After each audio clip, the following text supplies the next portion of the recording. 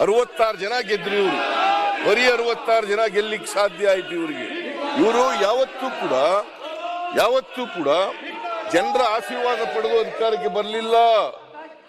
2008ರಲ್ಲಿ ಇವ್ರು ಗೆದ್ದದ್ದು 110 ಸ್ಥಾನಗಳು, 113 ಸ್ಥಾನ ಗೆಲ್ಲೇ ಇಲ್ಲ.